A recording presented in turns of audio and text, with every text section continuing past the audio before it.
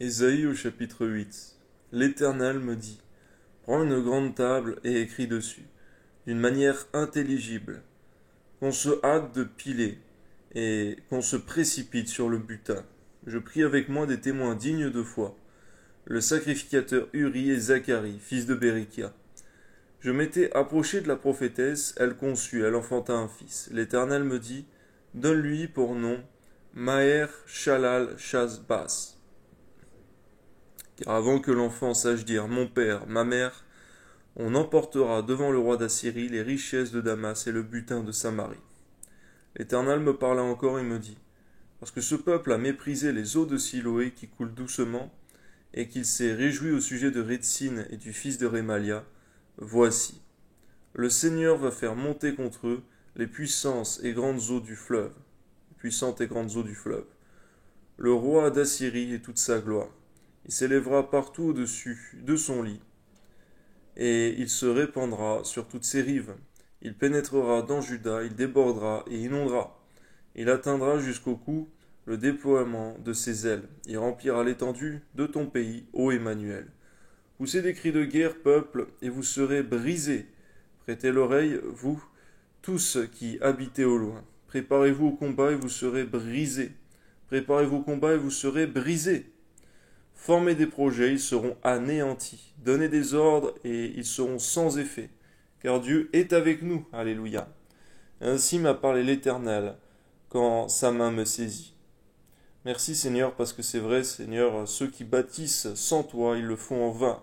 Ceux qui combattent sans toi le font en vain. Permets-nous de tout faire Seigneur mon Dieu, dans ton accord Seigneur et dans ta conduction, dans ta volonté. Amen. Et qu'il m'avertisse de ne pas marcher dans la voie de ce peuple. N'appelez pas conjuration tout ce que ce peuple appelle conjuration. Ne craignez pas ce qu'il craint, et ne soyez pas effrayés, car c'est l'Éternel des armées que vous devez sanctifier. C'est lui que vous devez craindre et redouter, et il sera un sanctuaire, mais aussi une pierre d'achoppement, un rocher de scandale pour les deux maisons d'Israël, un filet et un piège pour les habitants de Jérusalem. Plusieurs trébucheront, ils tomberont et se briseront, ils seront enlacés et pris. Enveloppe cet oracle, scelle cette révélation avec l'aide de mes disciples.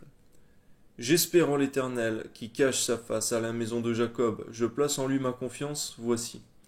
Moi et les enfants que l'Éternel m'a donnés, nous sommes des signes et des présages en Israël, de la part de l'Éternel des armées, qui habite sur la montagne de Sion.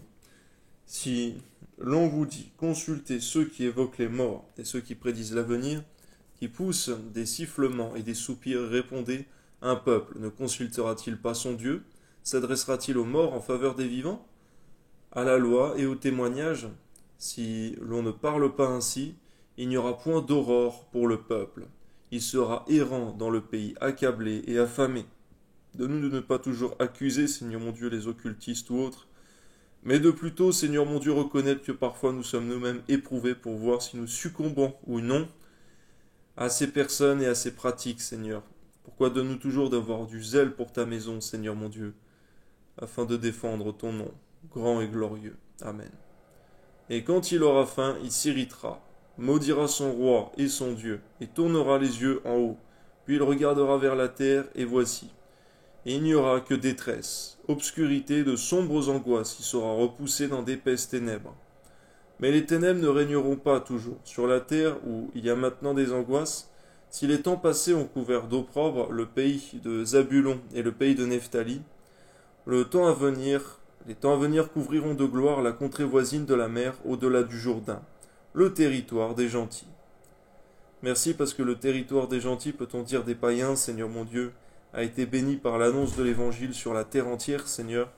Et nous étions de cela, Seigneur mon Dieu, d'origine, Seigneur mon Dieu, nous n'étions point du royaume, Seigneur mon Dieu, mais par ta grâce, le salut est venu se répandre sur toutes les extrémités de la terre, par le nom de Jésus-Christ seul. Amen.